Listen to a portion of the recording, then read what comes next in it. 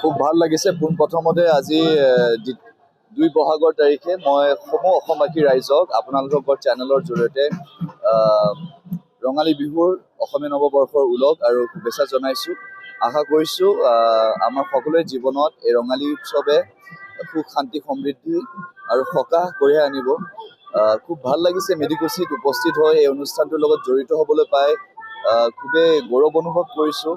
সাধাৰণতে এনেকুৱা অনুষ্ঠানবোৰত আগভাগ লোৱাৰ সৌভাগ্য নঘটে, কিন্তু এই বছৰ বাহু মোৰ সহশিল্পী লগতে ময়ূৰী আছে, তেওঁলোকক লগ পাই খুব ভাল লাগিছে অনুষ্ঠানটোত। আৰু সমূহ কৰ্মকৰ্তালৈ মই শুভেচ্ছা আৰু অভিনন্দন জ্ঞাপন কৰিছোঁ এনেকুৱা এটা সুন্দৰ পৰিৱেশ গঢ় দিয়াৰ।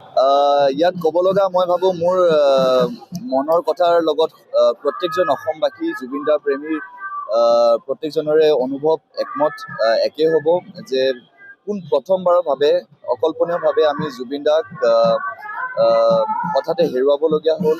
তেওঁ আমাৰ পাছত কায়িকভাৱে নাইকিয়া হ'ল।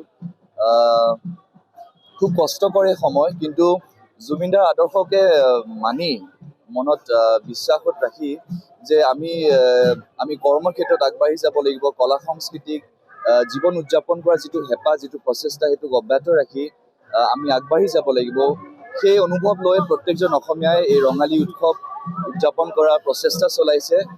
মনটোত দুখ বেদনা আছে যদিও পিছৰ প্ৰজন্মক এই উৎসৱৰ যিটো গৰিমা মাধুৰ্য, সেই বস্তু এটা পৰম্পৰা হিচাপে আগবঢ়াবলৈ যিটো প্ৰচেষ্টা প্ৰত্যেকজন অসমীয়াৰ, সেইটোত আমিও সহযোগ কৰিবলৈ পাই সুখী।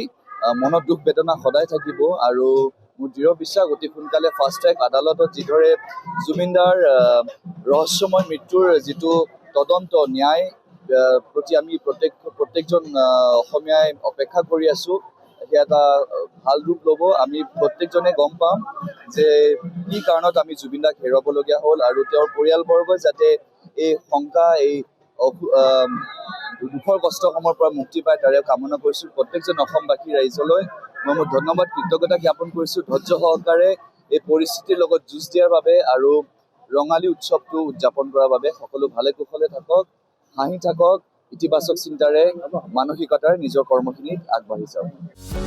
যিকোনো খবৰৰ বাবে যোগাযোগ কৰক আমাৰ এই নম্বৰত 9181 307 2221।